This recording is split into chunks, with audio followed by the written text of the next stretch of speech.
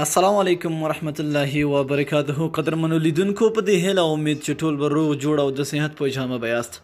قدرمنو په نننۍ ویډیو کې ما تاسو ته داسې یو د کار اپلیکیشن راوړی دی چې خپله به ورته حیران شي. دوستانو لکه ګورئ څنګه زه ځمه واتساپ ته، چې کله هم زه واتساپ کې چیټینګ کوم اوس زه غواړم چې یوټیوب خلاص کړم یا فیسبوک خلاص کړم، خو چې زه د خپل واتساپ نه ونه وځم.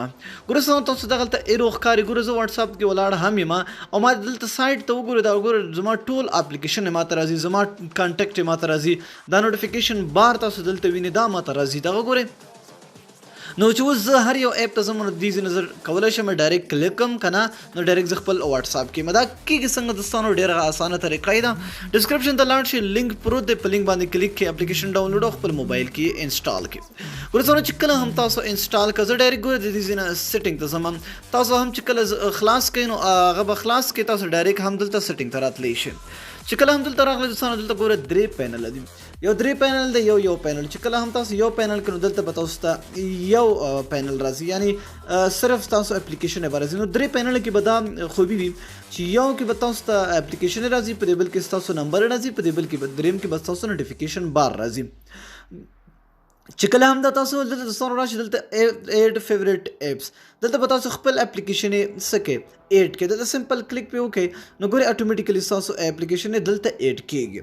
صحیح. دلته تاسو اپونه دلته تاسو په دې دویم نمبر باندې خپل کنټاکټ کولی شئ، کنټاکټ ایډ کولی شئ. دلته په دې جمع باندې کلیک کړئ نو کوم کنټاکټ کوم نمبر چې تاسو غواړئ په هغې باندې کلیک کړئ نو تاسو به دلته په دې کنټاکټ کې راځي.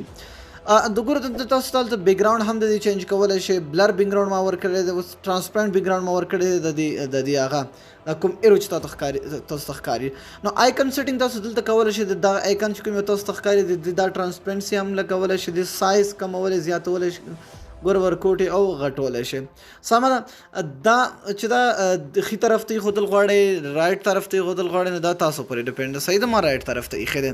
نو چې کله هم دا تاسو دا سیټینګ وکړو نو سمپل دلته راشئ، دا کوم اپشن چې دلته ښکاري تاسو به دلته آف آن کوئ. اوس ګوره آف شو. صحیح ده. سټاپ شو. کله چې دا هم آن کوئ نو دا به دلته تاسو ته آن کېږي. نو ضروري خپل موبایل کې انسټال کړئ دوستانو. ډېر خوندور او د کمال اپلیکیشن دی. نو دا نننۍ ویډیو که ویډیو مو خوښي وي حتما سره لایک کړئ. تر بیا بلې ویډیو د الله په امان په دعاګانو کې مې یاد ساتئ.